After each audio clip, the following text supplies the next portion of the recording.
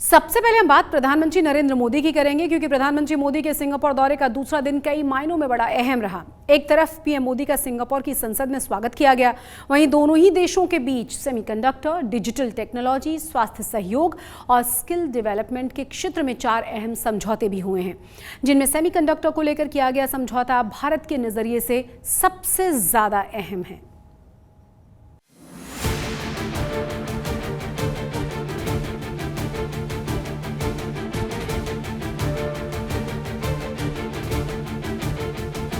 हम भी भारत में अनेकों सिंगापुर बनाना चाहते हैं। विकसित भारत के संकल्प और सपने के केंद्र में सिंगापुर है, और ये बात प्रधानमंत्री ने सिंगापुर के प्रधानमंत्री के सामने साफ लफ्जों में कह भी दिया और लगे हाथ ये भी बता दिया कि भारत की तरक्की, खासकर व्यापार में सिंगापुर की अहमियत कितनी ज्यादा है।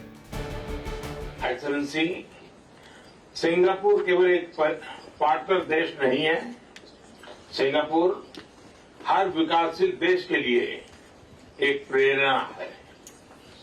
हम भी भारत में अनेकों सिंगापुर बनाना चाहते हैं, और मुझे खुशी है कि हम इस दिशा में मिलकर प्रयास कर रहे हैं। आसियान देशों में सिंगापुर भारत का सबसे बड़ा व्यापारिक साझेदार देश भी है, जिसके चलते इस दौरे पर दोनों देशों के बीच सेमीकंडक्टर, डिजिटल टेक्नोलॉजी, स्वास्थ्य सहयोग और स्किल डेवलपमेंट के क्षेत्र से जुड़े 4 समझौते हुए, जिसमें सेमीकंडक्टर से जुड़ा अहम समझौता भी शामिल है। इस समझौते से भारत को सेमीकंडक्टर के क्षेत्र में टैलेंट को और डेवलप करने में मदद मिलेगी। साथ ही सेमीकंडक्टर इंडस्ट्रियल पार्क मैनेजमेंट से जुड़ी जानकारियां भी एक दूसरे से साझा की जाएंगी। इस समझौते के बाद पीएम मोदी ने सिंगापुर के पीएम लॉरेंस वोंग के साथ AEM होल्डिंग्स लिमिटेड की सेमीकंडक्टर फैसिलिटी का दौरा किया। For any semiconductor industry to come up, it's very important to have an ecosystem. And Singapore has that ecosystem which has been built up over the years, and we would like to replicate that. इतना ही नहीं, दौरे के दूसरे दिन प्रधानमंत्री मोदी ने Singapore के top CEOs के साथ व्यापारिक बैठक की, जिसमें दोनों देशों के बीच व्यापारिक रिश्तों को और मजबूत करने पर बातचीत हुई। भारत भी इंडस्ट्री 4.0 को ध्यान में रखते हुए या सेमीकंडक्टर का क्षेत्र को देखते हुए हम स्किल डेवलपमेंट पर बहुत बल दे रहे हैं।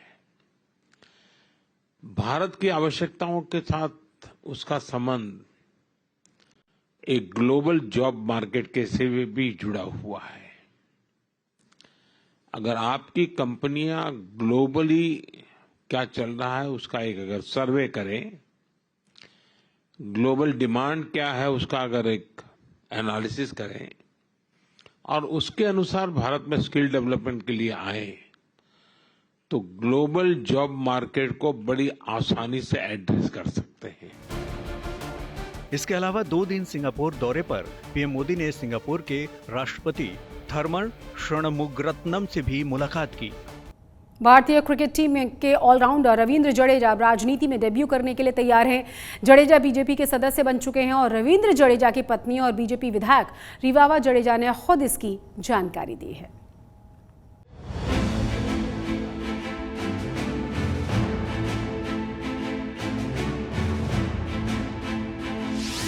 क्रिकेटर रविंद्र जडेजा की राजनीति में एंट्री।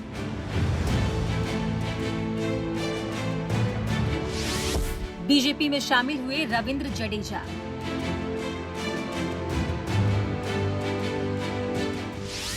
अब गुजरात में करेंगे सियासी पारी का आगाज। भारतीय क्रिकेट टीम के दिग्गज ऑलराउंडर रविंद्र जडेजा अब राजनीति में अपनी नई पारी शुरू करने जा रहे हैं। जडेजा की पत्नी और बीजेपी विधायक रिवाबा जडेजा ने सोशल मीडिया पर पोस्ट के जरिए बताया कि रविंद्र जडेजा बीजेपी के प्राथमिक सदस्य बन गए हैं। रिवाबा ने एक्स पर अपने पोस्ट में बीजेपी सदस्यता कार्ड के साथ अपने और अपने पति की तस्वीरें शेयर की हैं। પોતાના પરિવારથી શરૂ કરી અને એક વિસ્તૃત જે બહોળો પરિવાર છે જે એક આખું અભિયાન છે આદરણીય પ્રધાનમંત્રી શ્રી કે જ્યારે ભારતીય જનતા પાર્ટીની સ્થાપના થઈ ત્યારથી લઈને અત્યાર સુધી આપણે જોઈએ તો એક વટવૃક્ષ બની આ સદસ્યતા અભિયાન દ્વારા એક વટવૃક્ષ બની અને વિશ્વની સૌથી મોટી પારિવારિક જે સભ્યો ધરાવતી આ પાર્ટી બની ચૂકી છે તો મને જણાવતા ખૂબ આનંદ થાય કે શરૂઆત આપણે આપણા ઘરથી જ કરીએ અને પછી લોકોમાં આપણે જઈ અને વાત રાખીએ તો લોકોને વાત છે એ ક્યાંક વ્યાજબી પણ લાગે છે એટલે ઓબ્વિયસલી મારા માધ્યમથી મેં એમણે પહેલાં સભ્ય બનાવ્યા અને દેન ઓનવર્ડ્સ હવે ગઈકાલથી જ અમે આ અભિયાનનો शुभारंभ जामनगर विधानसभा में करीशुं। रविंद्र जडेजा अपनी पत्नी रिवाबा के साथ कई बार चुनावी कैंपेन में नजर आ चुके हैं। वो इलेक्शन के दौरान रिवाबा के साथ बीजेपी का प्रचार करते हुए दिखे थे। उन्होंने गुजरात में बीजेपी के पक्ष में कई रोड शो भी किए। रविंद्र जडेजा की पत्नी रिवाबा जामनगर उत्तर सीट से विधायक हैं। अब रविंद्र जडेजा ने भी बीजेपी की सदस्यता ले ली है। इसी साल T20 विश्व कप के बाद रिवाबा और रविंद्र जडेजा ने टीम इंडिया के साथ प्रधानमंत्री नरेंद्र मोदी से मुलाकात की थी। रविंद्र जडेजा का इंटरनेशनल रिकॉर्ड शानदार रहा है। जडेजा ने T20 विश्व कप 2024 के बाद T20 इंटरनेशनल फॉर्मेट से संन्यास का ऐलान कर दिया था। हालांकि जडेजा भारत के लिए वनडे और टेस्ट अभी भी खेलते रहेंगे। ऐसे में अभी ये साफ नहीं है कि फिलहाल बीजेपी में रविंद्र जडेजा की क्या भूमिका होगी। माना जा रहा है कि रविंद्र जडेजा क्रिकेट को पूरी तरह अलविदा कहने के बाद एक्टिव पॉलिटिक्स में नजर आ सकते हैं। आज तक ब्यूरो। अहमदाबाद में बीजेपी के विधायक बाबू जमुना पटेल और अहमदाबाद नगर निगम में वाटर सप्लाई कमेटी के चेयरमैन दिलीप बगरिया को जनता के आक्रोश का सामना करना पड़ा है। दरअसल ये दोनों ही नेता नरोड़ा कठवाड़ा इलाके में निरीक्षण के लिए पहुंच गए थे। इस दौरान स्थानीय लोगों ने जलभराव की समस्या को लेकर बीजेपी नेताओं को घेर लिया। क्या हाल हुआ इनका, जरा देखिए।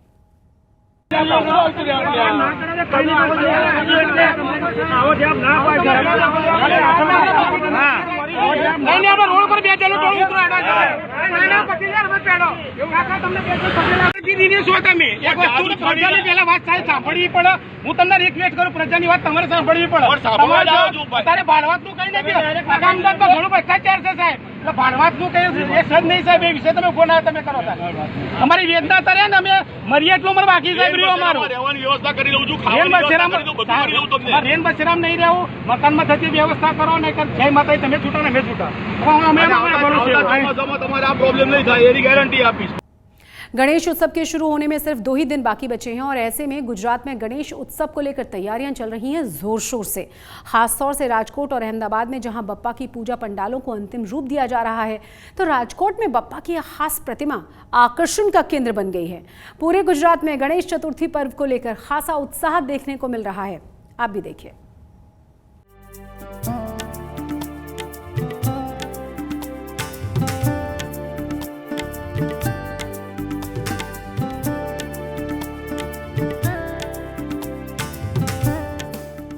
गणेश चतुर्थी का आया त्योहार तो शहर शहर बप्पा की खूबसूरत प्रतिमाओं से सज गए बाजार। साल भर इंतजार के बाद वो शुभ दिन आ रहा है जब देश भर में गणेश उत्सव का शुभारंभ होगा और 10 दिनों तक धूमधाम से गणेश जी की पूजा होगी क्योंकि इस पर्व की महिमा अपरंपार है। गुजरात में भी शहर शहर बप्पा की एक से बढ़कर एक खूबसूरत प्रतिमाएं हर रंग और आकार में बिक रही हैं। बाप्पा के पधारने में सिर्फ 2 दिन बाकी हैं, जिसे देखते हुए लोगों ने गणेश प्रतिमा की खरीदारी शुरू कर दी है। राजकोट में बन रही अलग अलग स्वरूपों की बप्पा की मूर्तियों में एक खास मूर्ति लोगों का ध्यान अपनी ओर खींच रही है। अयोध्या के राम मंदिर में विराजमान रामलला के स्वरूप जैसी भगवान गणेश की ये मूर्ति आकर्षण का केंद्र बन गई है। बंगाल से विशेष मूर्तिकार हर साल राजकोट आते हैं और जून महीने से ही वो ऑर्डर के मुताबिक भगवान श्री गणेश की मूर्ति बनाना शुरू कर देते हैं।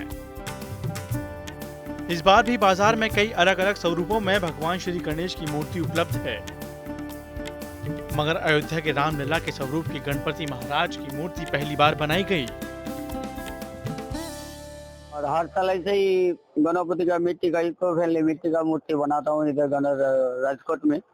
मैं इधर 30 साल का ऊपर हो गया मिट्टी काम में, लेकिन इस साल एक स्वरूप जो है श्री राम का उसका स्वरूप में गणपति बनाया। इस खास मूर्ति का ऑर्डर जैतपुर के गणेश महोत्सव के आयोजकों द्वारा दिया गया है। इस 7 फीट की मूर्ति को 4 कारीगरों ने 20 दिनों में तैयार किया है। अभी मूर्ति पर श्रृंगार का काम चल रहा है। इस मूर्ति की कीमत 25,000 रुपए है। अहमदाबाद में भी पिछले 80 साल से बप्पा की कस्टमाइज मूर्ति तैयार की जा रही है, जहां भक्तों के ऑर्डर और डिजाइन के मुताबिक मूर्तियां तैयार की जाती हैं। हम लोग लास्ट 5 ईयर्स से इधर से ही लेते हैं मूर्ति, और हमको इनके सर्विसेज बहुत अच्छी लगती है और उनका जो फिनिशिंग है वो बहुत अच्छा आता है। ये हमने डगरू शेड की मूर्ति बनवाई है। ये 3 फीट की है मूर्ति, और हम लोग ने पहले से एक ही स्वरूप रखा है और हम लोग खुद आके कस्टमाइजेशन कराते हैं इनसे। अहमदाबाद में गणेशोत्सव की तैयारी कई महीने पहले से ही शुरू कर दी जाती है। यहाँ सार्वजनिक पंडालों के लिए ऊंची ऊंची प्रतिमाएं तैयार की जाती हैं, तो घरों या दफ्तरों के लिए छोटी छोटी और रंग बिरंगी मूर्तियों का निर्माण भी किया जाता है। ये हमारी तैयारी तो पूरी जोश में चल रही है। अभी हमारा कलरिंग काम चल रहा है और वही मूर्तियाँ काफ़ी मतलब हमने सेल भी हो चुकी है। जो फॉरेन में मूर्तियाँ गई है और दूसरी 300 मूर्तियाँ तो यहाँ डिलीवर हो चुकी है। 12 फीट की मूर्ति मेरे दगड़ू सेठ हलवाई जो पुणे की प्रतिमा है वो यहाँ पर हमने बनाई है। उसके अलावा लालबाग का राजा जो बोलते वो भी यहाँ पर 12 फीट में बनाई गई है। और उसके अलावा मतलब राम मंदिर थीम पर और भी कई अलग अलग थीम पर मूर्तियाँ बन रही है। 7 सितंबर से शुरू हो रहे गणेश चतुर्थी पर्व को देखते हुए मूर्तिकार प्रतिमाओं को अंतिम रूप देने में जुटे हैं। कोई प्रतिमाओं में रंग भर रहा है तो कोई मूर्तियों की सजावट में जुटा है और कोई पैकिंग में।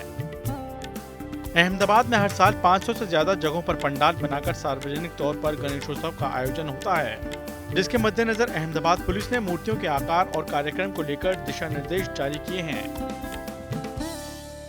गणेश उत्सव को लेकर अहमदाबाद समेत पूरे गुजरात में जोर शोर से तैयारियां चल रही हैं। फिलहाल मैं अहमदाबाद के वस्त्रापुर में मौजूद हूं, जहां पे गणेश पंडाल जो है वो बनाया जा रहा है। 7 सितंबर से भगवान गणेश की प्रतिमा यहां पे स्थापित की जाएगी। वस्त्रापुर के इस पंडाल की अगर बात की जाए तो सरदार पटेल संघ की तरफ से चंदा लेकर गणेशोत्सव का आयोजन किया जाता है। गणेशोत्सव का अहमदाबाद में इसी प्रकार के बड़े बड़े पंडालों में गणेश जी की मूर्ति को स्थापित करके सार्वजनिक तौर पर लोगों के द्वारा किया जाता है, जिसके मद्देनजर अहमदाबाद पुलिस कमिश्नर की तरफ से एक सर्कुलर जारी करके कहा गया है कि जो भी सार्वजनिक रूप से गणेश पंडाल का आयोजन जहां पे भी हो रहा है, गणेशोत्सव मनाया जाएगा, वहां पे ट्रैफिक की व्यवस्था को लेकर तैयारियां किस प्रकार से की जा रही है उसकी जानकारी देनी होगी। बाकायदा इन पंडालों को रजिस्ट्रेशन करवाना होगा। साथ ही में 9 फीट से अधिक की गणेश भगवान की प्रतिमा स्थापित नहीं करने के आदेश भी दिए गए हैं। खास बात यह है कि इस बार इको फ्रेंडली प्रतिमाओं की डिमांड सबसे ज्यादा है, जिसे देखते हुए मूर्तिकारों ने मिट्टी और गाय के गोबर से गणेश प्रतिमाएं बना रहे हैं। गणेश महोत्सव के बाद गणेश जी की प्रतिमाएं पानी में विसर्जित कर दी जाती हैं। ये प्रतिमाएं जल, जमीन और पर्यावरण को दूषित ना करें, इसके लिए साबरकांठा में 30 महिलाओं के सखी मंडल ने एक नई पहल की है। इन्होंने आने वाले दिनों में 10,000 से ज्यादा गणेश पंडालों में इको गणेश प्रतिमा पहुंचने की ठान ली है। पूरे देश में गणेश चतुर्थी की रौनक नजर आने लगी है। बाजार सज चुके हैं, पूजा पंडाल तैयार किए जा रहे हैं और भक्त बेसब्री से बापा के पधारने का इंतजार कर रहे हैं। राजकोट से रौनक मजीठिया, अहमदाबाद से अतुल तिवारी और साबरकांठा से हसमुख भाई पटेल के साथ आज तक ब्यूरो। पेरिस पैरालंपिक में भारतीय खिलाड़ियों का शानदार प्रदर्शन जारी है। टोक्यो ओलंपिक में जितने मेडल आए थे, इस बार तो संख्या पहले भी इसको पार कर चुकी है। खिलाड़ियों में जोश भी है और उन्होंने तैयारियां भी बड़ी जबरदस्त की हुई हैं।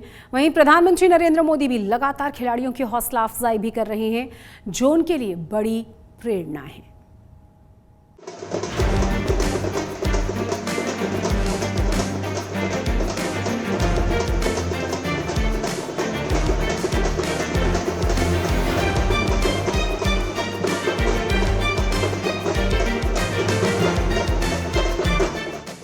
सात समंदर पार भारत का झंडा बुलंद करके लौटी हैं। जश्न तो बनता है, और बात जब भारत की बेटियों की हो तो ग्रैंड वेलकम भी बनता है। तुलसीमथी मुरुगेसन, मनीषा रामदास और नित्या श्रीसेवन, ये तीनों पैरा शटलर पेरिस पैरालंपिक में मेडल जीतकर लौटी हैं। बैडमिंटन में तुलसीमथी मुरुगेसन ने सिल्वर और मनीषा रामदास और नित्या श्रीसेवन ने ब्रॉन्ज मेडल जीता है। ऐसे में चेन्नई एयरपोर्ट पर उनका ग्रैंड वेलकम हुआ। पारंपरिक लोक धुनों के बीच माला पहनाई गई, गुलदस्ता भेंट किया गया, अंगवस्त्र ओढ़ाकर सम्मान किया गया। बड़ी तादाद में युवा खेल प्रेमी उनके स्वागत में खड़े नजर आए। उनके स्वागत में लोक धुनों पर कलाकारों के पांव भी थिरके। पेरिस पैरालंपिक में कामयाबी के बारत लेकर लौटी इन खिलाड़ियों के चेहरे पर जीत की चमक साफ साफ दिख रही थी और देश का झंडा बुलंद करने का गर्व भी। Dream come true moment for me actually. I think this Paralympic experience was so great, and participating was my dream once, but silver medal is a very very big thing for me. I made my father, my family and our country proud, and my college, my veterinary community feels so proud because of me. Thank you so much. ये वो थे जो जीत की इबारत लिखकर लौट आए हैं। कुछ खिलाड़ी अब भी पेरिस में कामयाबी की कहानी लिख रहे हैं। भारतीय पैरा तीरंदाज हरविंदर सिंह भी उनमें से एक है, जिन्होंने बुधवार को तीरंदाजी में गोल्ड मेडल जीतकर इतिहास रच दिया। वो पहले ऐसे भारतीय पैरा तीरंदाज बन गए हैं जिन्होंने पैरालंपिक में गोल्ड मेडल अपने नाम किया है। हरविंदर ने मेंस इंडिविजुअल रिकर्व ओपन के फाइनल में पोलैंड के लुकास सिजेक को 6-0 से हराया। हरियाणा के अजीत नगर में एक किसान परिवार में जन्मे हरविंदर सिंह की इस ऐतिहासिक कामयाबी पर पीएम मोदी ने बधाई दी। उन्होंने सोशल मीडिया पर हरविंदर सिंह की तारीफ में लिखा, उनकी सटीकता, फोकस और अटूट भावना शानदार है। भारत उनकी उपलब्धि से बहुत खुश है। पीएम मोदी ने पैरा एथलीट सचिन सर्जेराव खिलाड़ी को भी जीत की बधाई दी। सचिन ने बुधवार को हुए मेंस शॉटपुट F46 मुकाबले में सिल्वर मेडल जीता है। ये पहला मौका नहीं है जब पीएम मोदी ने खिलाड़ियों को जीत के बाद बधाई दी हो या उनसे फोन पर बात की हो। ये तो भारत में अब एक ट्रेंड बन गया है जिसे देखकर दुनिया हैरान है। हैरान हो भी क्यों ना, पीएम मोदी चाहे कितने भी व्यस्त क्यों न हो, बड़े मुकाबलों में खिलाड़ियों की हौसला अफजाई करना नहीं भूलते।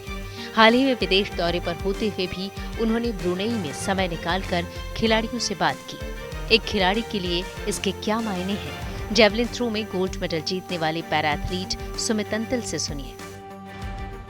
ये बहुत मोटिवेट करता है। जैसे कल मेरी ऑनरेबल पीएम साहब से बात हुई थी, तो मैंने उनको भी बोला कि सर जैसे आप बात करते हो तो मतलब काफ़ी मोटिवेट करती है किसी भी खिलाड़ी को, क्योंकि हम भी यही सोचते हैं कि अभी नेक्स्ट में और अच्छा करना है कि पीएम सर दोबारा से बात करेंगे और देश के प्रधानमंत्री से बात करना है, it's an honour to us. और मैं थैंकफुल हूँ गवर्नमेंट का और ऑनरेबल पीएम सर का कि इतना साथ दे रहे हैं वो एथलीट्स का। बहरहाल पेरिस पैरालंपिक में भारत का शानदार सफर जारी है। टोक्यो ओलंपिक का मेडल रिकॉर्ड पहले ही टूट चुका है और मैदान में भारतीय खिलाड़ियों को दम दिखाने के लिए कुछ और दिन बचे हैं। 8 सितंबर को पेरिस पैरालंपिक खत्म होगा, तब तक भारत में आ रहे मेडल की गिनती जारी रखिए। Bureau report, good news today. और इसी के साथ आज तक गुजरात के स्पेशल बुलेटिन में आज के लिए बस इतना ही, लेकिन देश और दुनिया की तमाम बड़ी और अहम खबरों के लिए आप देखते रहिए आज तक।